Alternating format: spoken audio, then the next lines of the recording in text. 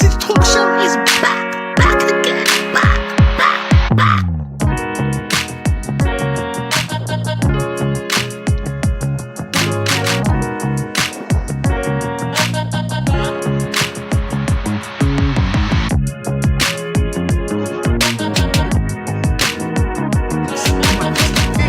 Find the links on Master the Message and Alex links on the Message Talk Show on Facebook.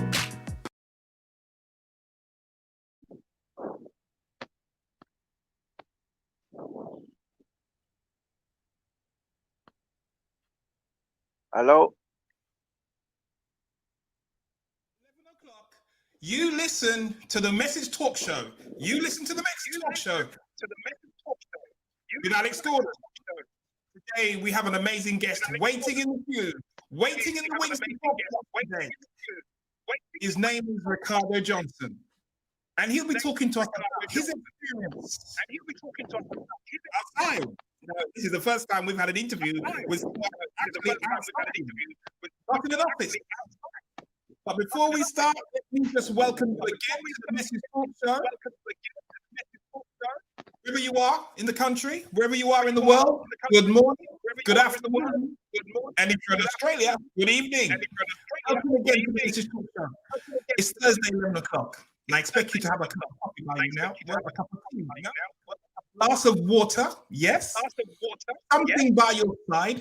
Now, like you normally do every week, you call it, and you say, tune in to the Message Talk Show, because Alex Gordon is here again with the Message Talk Show. So, today is that we believe mission-centered, passionate individuals are the ones who are going to change the world, the ones who are going to change our community. So, if you have an idea, if you know what you want to do, and I know coming through the pandemic, people are uncertain, people are unsure about what they're going to do, jobs are disappearing. But now is the right time for you to start that idea. Now is the right time for you to step into your zone, step into your passion, step into your mission. Now is the right time. We help people go from unknown, unforgettable. If you're a business owner, small business owner, or you're just starting out, guys, it's the right time for you to step up and become unforgettable. This talk show with host Alex Gordon, Thursday, 11 o'clock. And so today we're talking about the allure of fame and fortune. Is fame and fortune the ultimate goal of sport?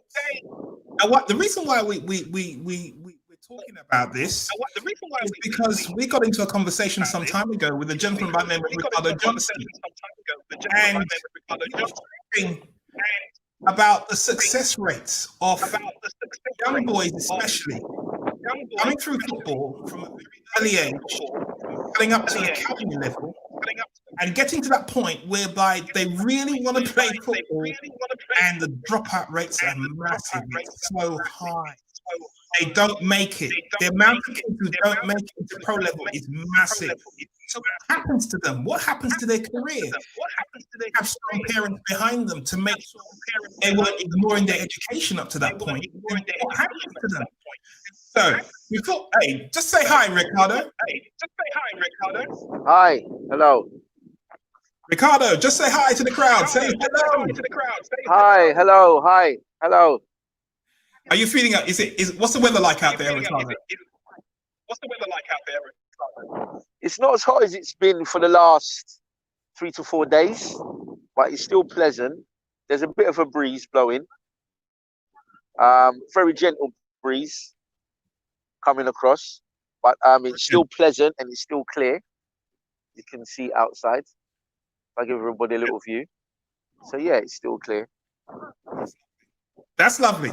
So let me just jump into the profile. But I wish it would be better if it was like yesterday. Okay, well, you know, yesterday's gone, Ricardo. Yes, can't turn back. No. We can't turn back. So, ladies and gentlemen, Ricardo comes from the physiotherapy scientist, and an educational tutor. He works with football clubs on a sports therapy level, as well as a coach level.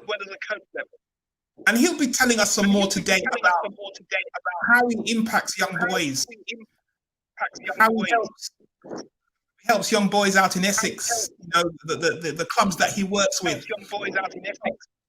coach them through the system. So, from the time that you've been involved, you said that you've been involved in sports for the past 24 years.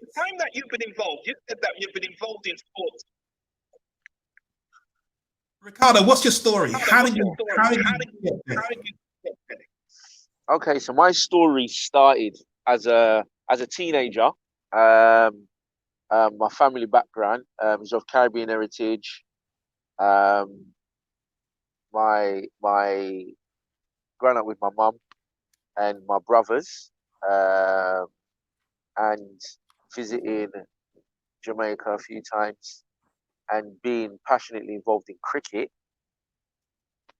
That interest throughout the 1980s motivated me to be focused towards sport. But the problem was that unless you played professional cricket, or unless you were good enough to get offered a contract, there were no other immediate, tangible, work-related job opportunities that were involved in the game. So you would see coaches, you would see umpires, you would see the gentleman that does the scoreboard, and there'll be some curiosity as to, okay, he's doing that. I wonder if that's a job. But it will be a very temporary, short-lived thought. Other than that, the main focus was playing cricket, become professional, play for a team, and either play Test cricket if you're good enough to play for the West Indies or England. And if by the time I got to 16, the realization and the opportunities in terms of playing professional cricket were quite, no, I wouldn't say dwindling, but it was quite obvious that if I wanted to be rub shoulders with Viv Richards and Clive Lloyd and the best, I would have to then up the ante or find another profession. So you had hopes of rubbing shoulders with Viv Richards, huh? Amazing. You had hopes of rubbing shoulders with Viv Richards. Oh yeah, of course. Yeah. Definitely, you know. But well, Viv, I mean, Viv's getting on, but I'm sure Viv could still play like at if you're talking like amateur level. I'm sure Viv can still hold a bat.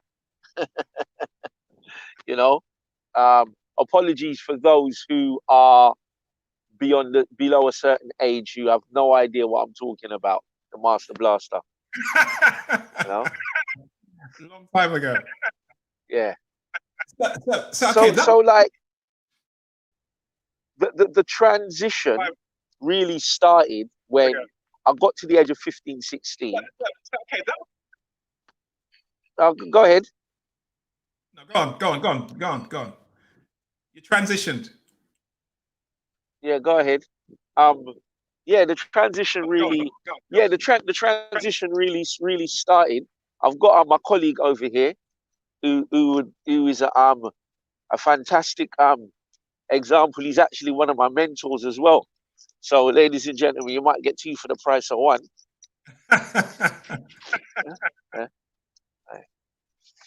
Yeah.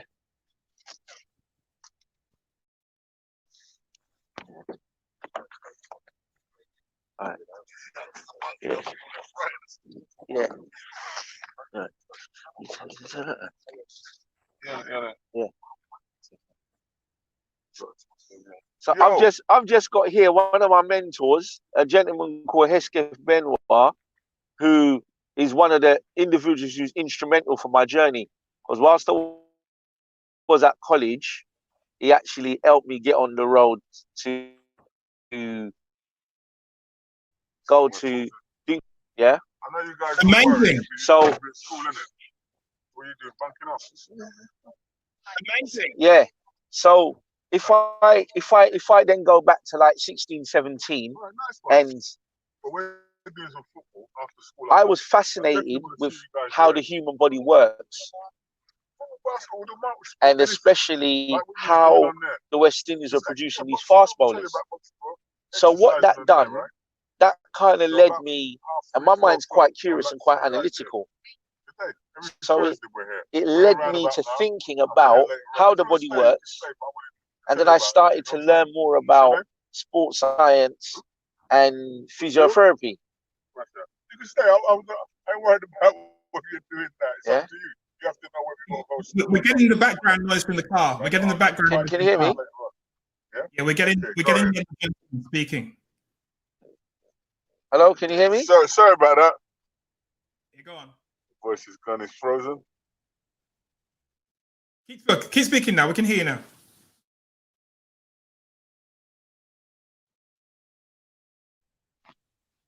Hello? Yeah, Ricardo, keep speaking now. We can get you. We can get you. We're hearing you. We're hearing you, Ricardo. She's doing it on. Hello? Ricardo. Yeah, Ricardo. Yes, we can hear you. Keep speaking now. We can get you. Yeah, okay. Yeah, so going to college and meeting a gentleman like Hesketh here, they helped to basically direct me in terms of what was the next steps. I've done a couple of short courses. I've done a few coaching qualifications as well.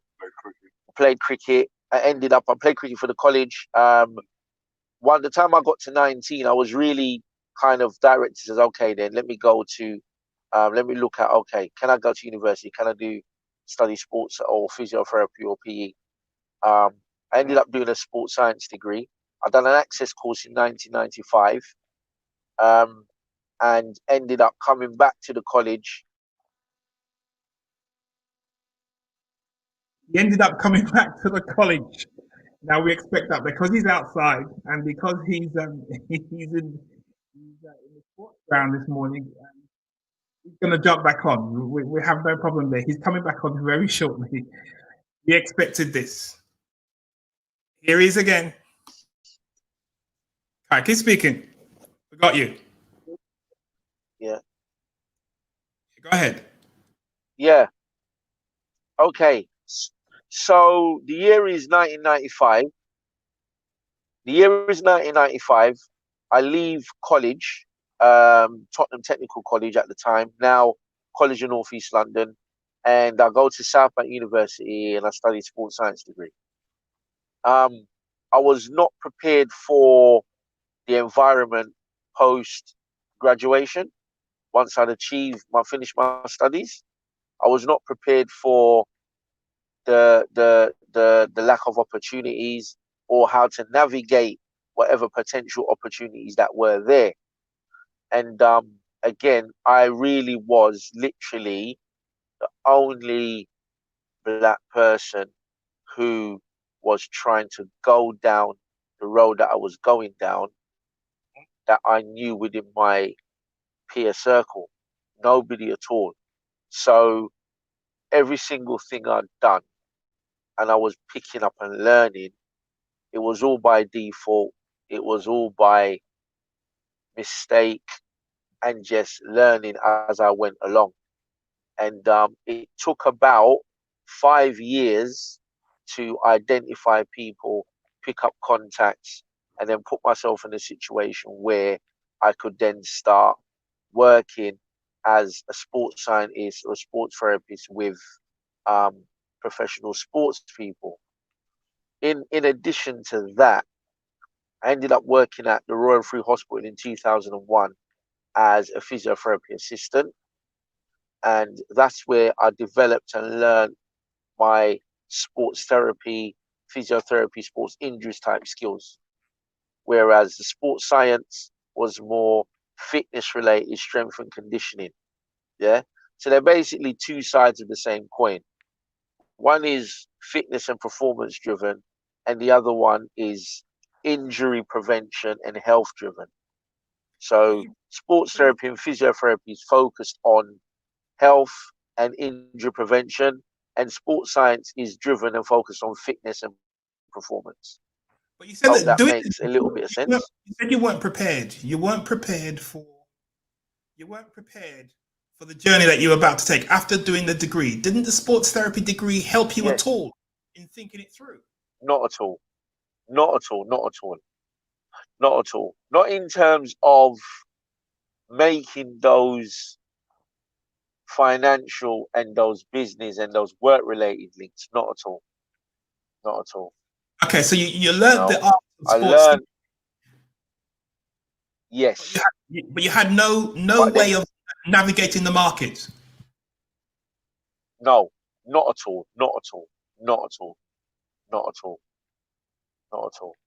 I didn't even know how to, I didn't even know how to put together a sports specific CV. Wow. How did that make you feel after 3 years I've at had university?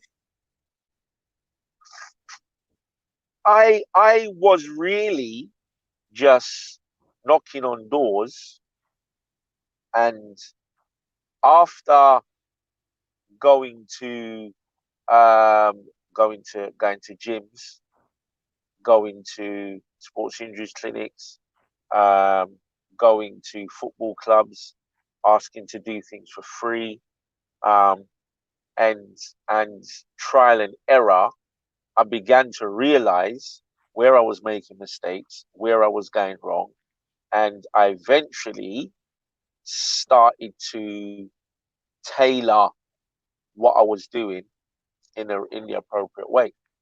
And I would say that over a 5 to 6 year period, I've made every kind of conceivable mistake that you could make as somebody trying to get work in the sports therapy, fitness kind of industry, you know, So how? which is good because then it means nobody else has to make those mistakes again.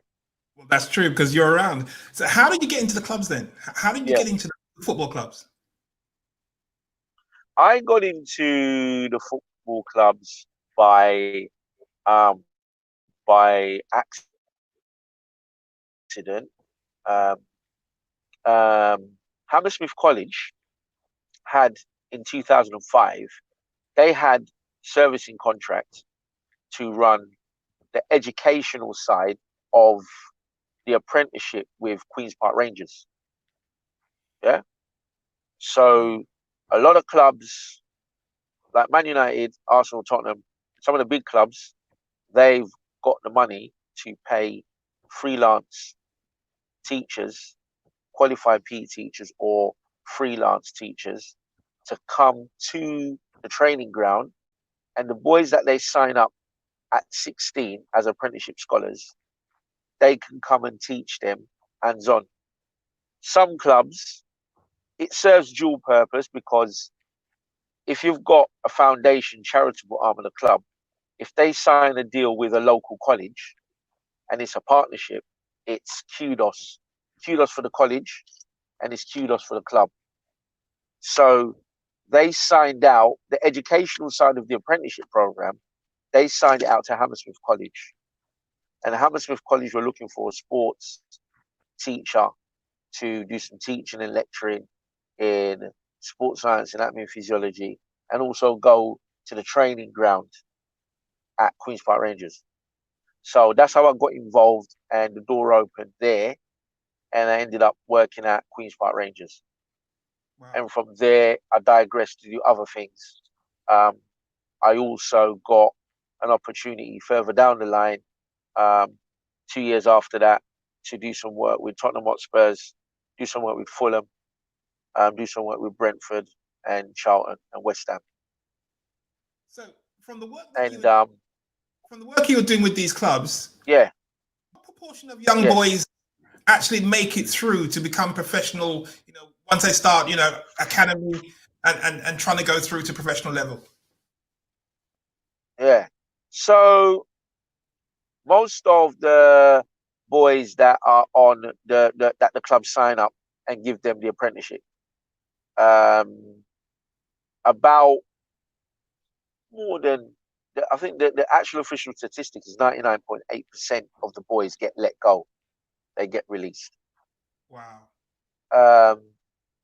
In my time, they had the first year academy scholars at QPR. There were like 20, 22 boys there. The second year academy scholars at QPR, there was a further 25 boys. So that's 50 odd. And then they had 1 year below. So the ones who were 15, who they were looking to introduce into the Academy Development Centre, there was about another 25 boys there. Yeah, those were the boys were still been at school. So across the 3 tiers, you've got about 60 odd boys, about 65, 66 boys. And of those 3 tiers, QPR signed 2 boys. 2 out of 60. Out of those boys there. There was I know of 3 of them who didn't get signed, who went on to play professional at another club, and 1 other boy played lower league. And none of the others to this day actually went on to play professional at a high level. I would say that more than half of the boys would be playing semi-pro, non-league football, and holding down or trying to hold down a job, working 9 to 5 and playing on Saturdays, probably training twice a week in the evenings. Wow. That's amazing. That amazes me. That really amazes me. Yeah. So, yeah. You know, so, and it's a serious issue. so how big is sports therapy then? How big is a sports therapy side that feeds that supports the football clubs?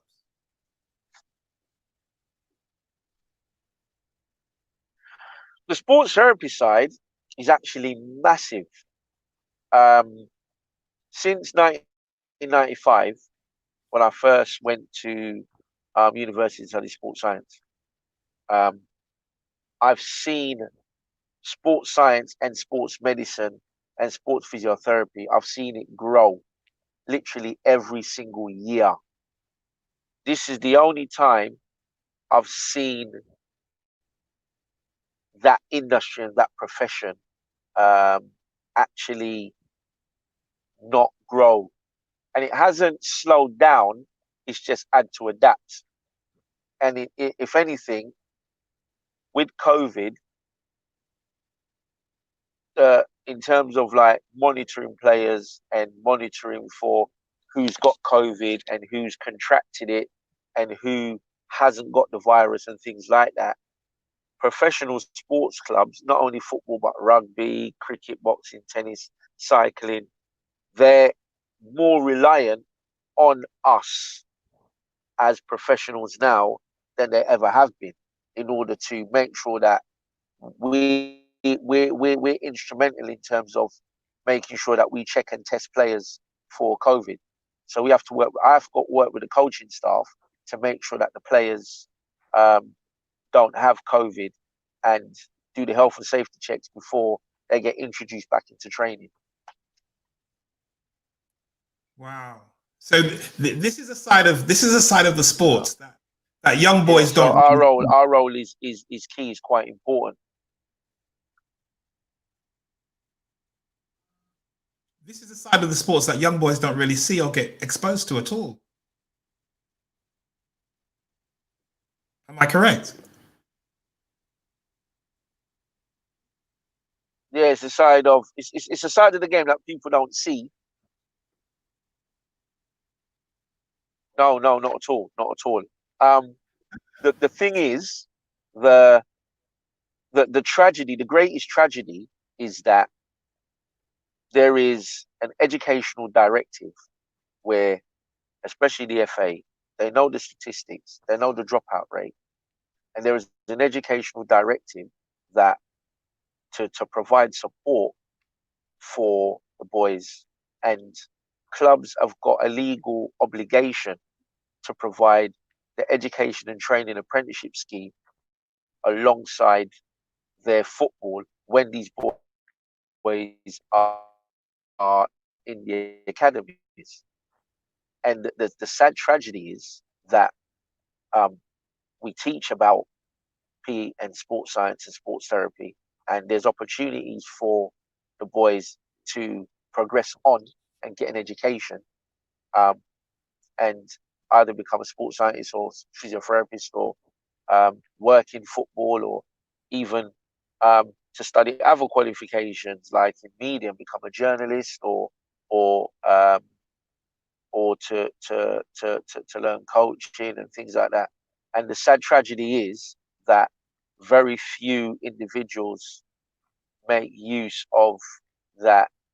And I think there's a lot of it that's attached to, if I was at a pro club and I didn't get a contract, there's a psychological and emotional element of I failed. So then being then a sports physiotherapist is like it's a second option, and it's like you weren't, you're only a physio because you weren't good enough. Wow.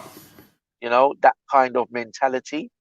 And it's really sad because at the end of the day, you can play professional football until you're in your mid-30s, late 30s.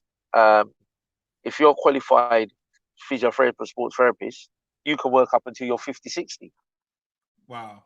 You Wow. know, And like it's your still average a very Premiership good career. sports therapist, for example, will work in a club. Yeah, yeah, yeah. Of course, of course, of course. The average Premiership physiotherapist will stay at a Premiership club between 3 to 5 years and go and open their own private practice. Wow. Wow. And 9 times out of 10, it's the contacts that they've got in football that gives them a wide customer base. So it's not a failure.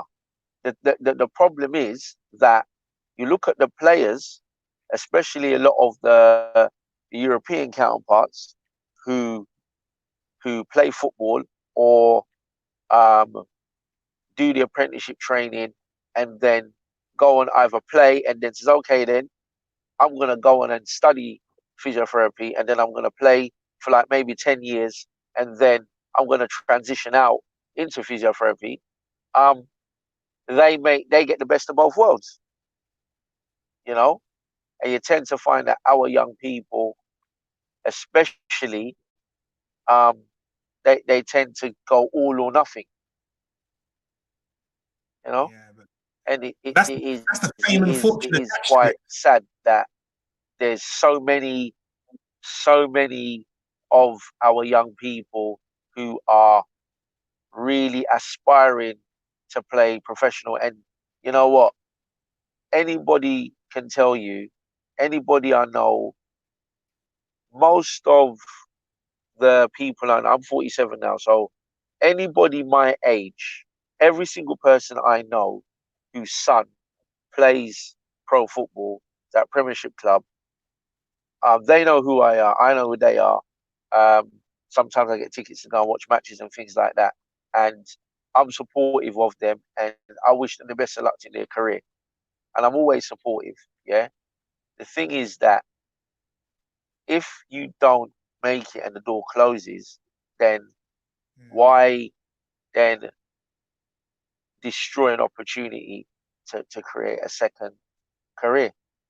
Why do that? It's a tragedy. Yeah. All or nothing. But it's the fame Yeah, attached to it. all or nothing, you know? It's the And fame. yeah, the fame attached to it, and yeah, you know, and like the agents and things like that. Like a true, this is something, this is really really really true. Um, Gary Lineker, when he was a youngster, he was doing A levels and he was studying, and he was offered professional terms at Leicester, and he spoke with his family and such, and he turned it down. Wow. He turned it down to pursue his A levels, and look what Gary Lineker's doing now. Yeah, he's got a And I longer bet you career can't now guess outside of football. what Gary Lineker was studying. Yeah, yeah. And I bet you can't guess what he was doing for his A levels and his studies. What was it? He studied media, he studied English, and he studied media. Yeah. So you've got to So have that he'd support already, around. yeah, yeah, yeah. And he'd already planned it. He'd literally already had it mapped out. You know? He's on 1 point. Yeah. He gave us some ways 1.6 a year by Yeah. BBC. Yeah. And he's transitioned out. He's got that behind him. So he knew once he retired from England, his next move was to transition out into becoming a presenter and a broadcaster. Wow. So You know? is sports So the answer he'd for put him. the kids? That's mad, bro. Is sports the answer for The inner thing city? is that I mean, sports. The thing about it is that I was listening to a documentary, and it was really talking about the American civil rights movement, and I'm very cautious not to make comparisons between the US and the UK. Correct. And I might be contradicting myself by going down this line, you know, but I'm very cautious of that. But it was an individual who he was part of the 1968 US athletics team, and he had got a scholarship to to to to run at UCLA. And after 1968 and the Mexico Olympics, he'd done the fist symbol, the iconic thing with Tommy Smith and the other guys. And a lot of those guys were criticized, and they were potentially would have lost their opportunity to run for the States. But he did say in an interview that, you know, many of those guys who got their athletic scholarships, he personally said, you know what, sod athletics, but now that I've been offered an athletic scholarship, I'm going to take the opportunity to study and transition out into another profession. And he's now got a PhD in sociology and criminology, and he lectures and he writes books and does things like that. That's amazing. The model in the UK is slightly different in the sense that the academy scholarship doesn't always go right the way through to university level, but you can get A levels and university entry qualifications to go to it. And also as well, the PFA, if you play professional football for a certain period of time, I think it's like 3 years, then you're entitled to the PFA will pay for your degree or your studies. Say that again. Repeat that again, because that's not widely known. If you play professional football and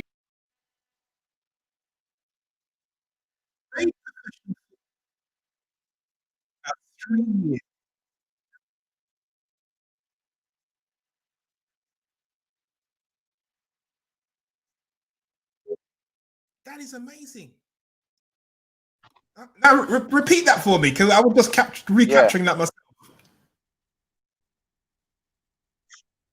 yeah, if you're a member, if you play professional football and you're a registered member of the PFA, which nearly all like of the black players that are playing in the Premiership at the moment and the Premiership Championship at least, nearly all of them are registered members of the PFA. Yeah, that's the football's Professional Football Association. That's the Players Union, and the PFA. If you play for professional football for at least 3 years, then the PFA will pay for your studies. Wow. So there is an opportunity there if you pursue it. Studies to go. and study at university. So it's those opportunities and taking a hold of it. So, all right, let Sorry? me ask you this question. What would you do? What would you do differently for sports in the UK, and especially in the way it impacts our young people? What would you see as Um, a way to do it differently in the UK? I think that where you've got certain academic subjects that young people find it difficult to grasp, I think that you can adjust curriculums and timetables and use sporting examples to teach certain subjects that under other circumstances will be difficult to understand.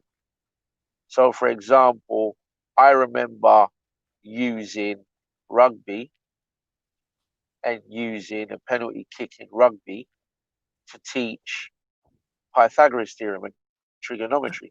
But if you've got the distance, the height of the H that you kick the ball through, and the distance of the ball, and using the angle, you can actually teach it. And I remember boys coming to me and says, "You know what, sir? I didn't understand trigonometry before, but now that you've showed me it, the flight path and the angle of the ball, I understand it now. I can actually work out the tangent and the cosine. I can figure it out, you know." So you can use that to engage people, practical examples. And I also think that as well, what we've got to understand as the wider people is that we drive the football wheel because we are the workforce, because we're the players. We don't make up 42% of the population, but we make up 42% of all the players in the top 4 divisions. Yeah?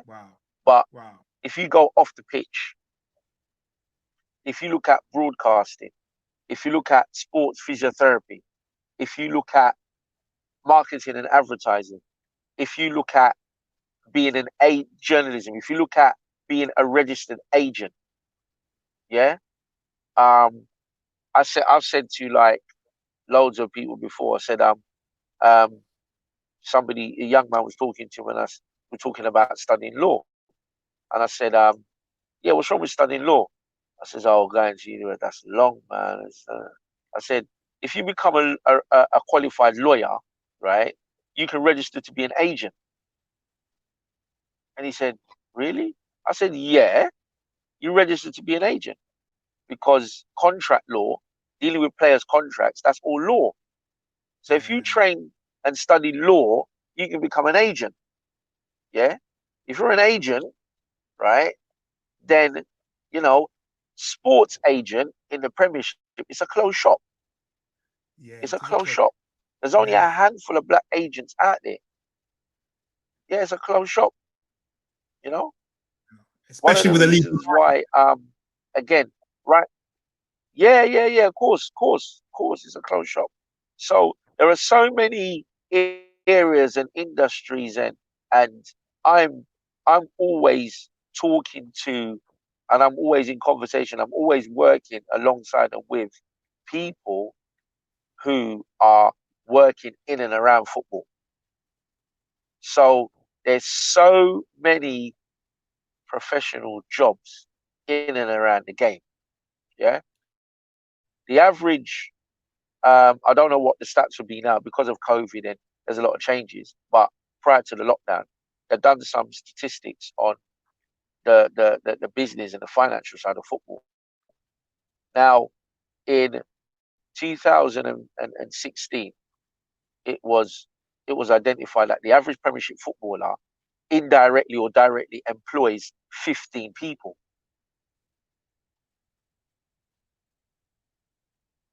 Yeah. Say that again. So if you think about it, the average Premiership footballer directly or indirectly employs 15 people. Wow. Yeah. So you are literally a mini company within yourself.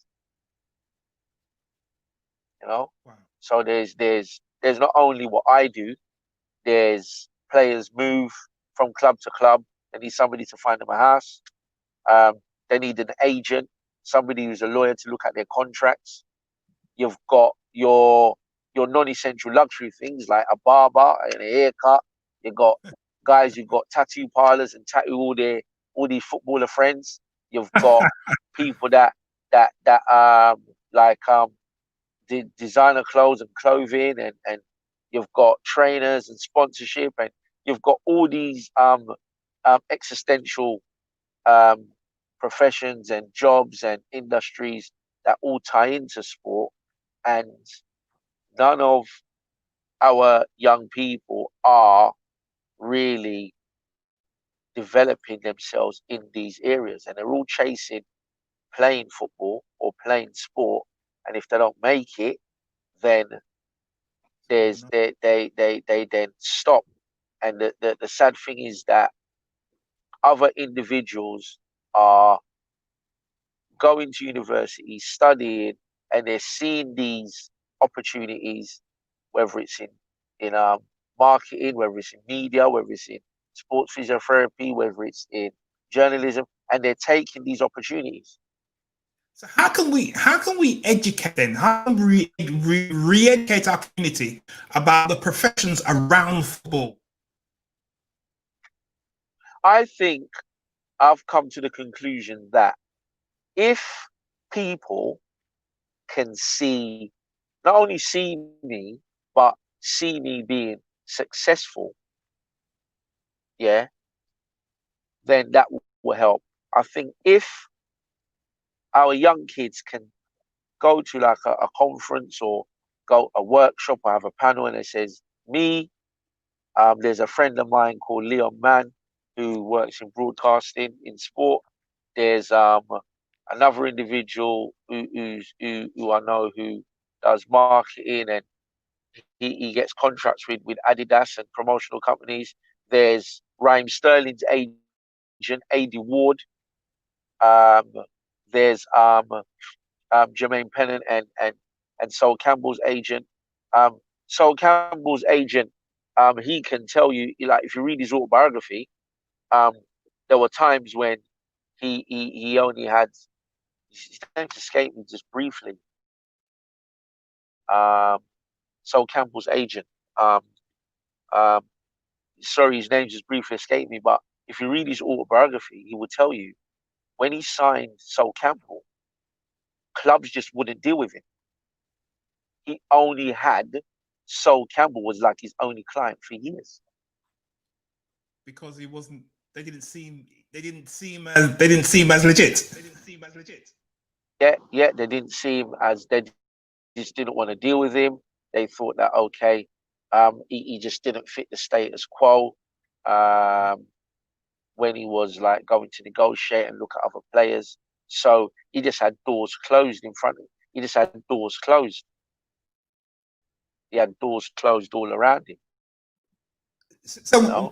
And so we need a long time to build up a client base. You know, seminars and conferences in London and around the country highlighting the professions around football. Yeah. Of course. You know, and there's an individual. I get my colleague, somebody that I know, a good friend of mine, Leon Mann. He's done something called the Blacklist, which is looking at influential people in football, and he tries to highlight people that have got their own, like, who are into journalism. I mean, they've got their own YouTube channel. He tries to highlight black sports physiotherapists. He tries to highlight people who are successful coaches, and various other individuals. He tries his best to highlight them, but is the Blacklist available online? It's very difficult. There's I don't know if it's available online. It was sponsored by The Voice at one point. I don't know what the situation is there, but I can definitely identify. I can definitely get some email contacts and circulate it, and Yes. definitely get you guys to share it. You know, because it's really, really important that it's key that youngsters can, because what a lot of young people do as well, if you're black, you're a young boy, you go to a club. If the club doctor is black, if the club doctor's white, and the physiotherapist is white, and the coaches are white, and the agent is white, and the managing director's white, then all you see is, okay, then we play, but other people service the industry. They manage it. You know? Yeah. Wow. So that's the kind of narrative that we want to break up. Ricardo, this is amazing what you're talking about. Yeah.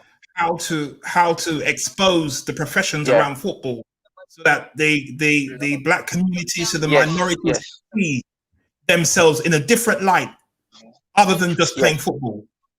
Yes. What's your final word? What's your final word? Yeah, of course. My final word is that we play, and we play and we service every single sport in this country as operatives and participants. Yeah, but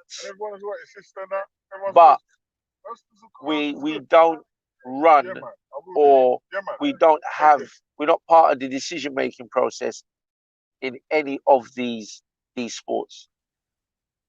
Yeah, and we need to think about playing is okay, but it's the people off the pitch that make the decisions and run the industries. Yeah, and look at who's off the pitch.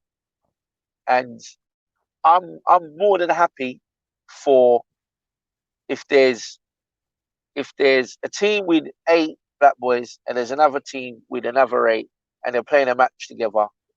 I'm more than happy to see 5 black boys and 6 in exchange for a physiotherapist or a black agent or a black managing director.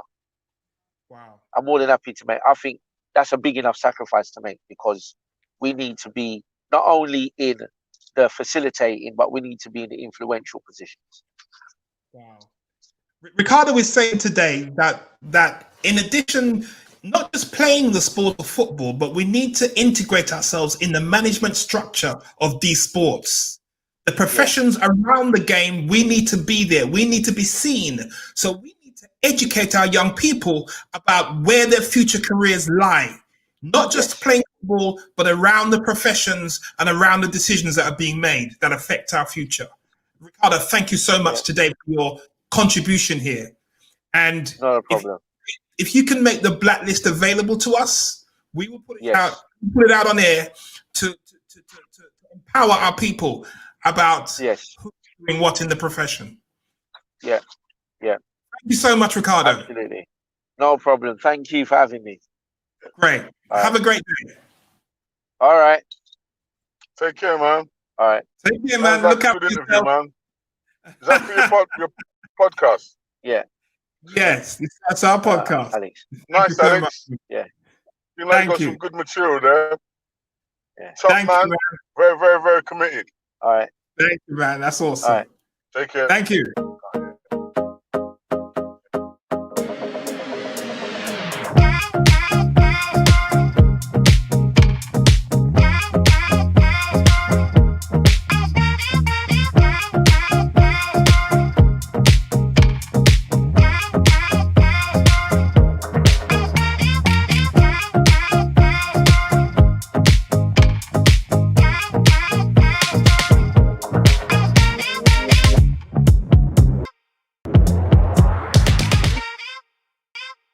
Miss the show, you got to be on the show. Today we had the opportunity of interviewing Ricardo Johnson from RJ Sports Therapies Limited. And, you know, Ricardo is someone that we should be building relationship with to talk to about how our young people get themselves in the professions around football. There are so much.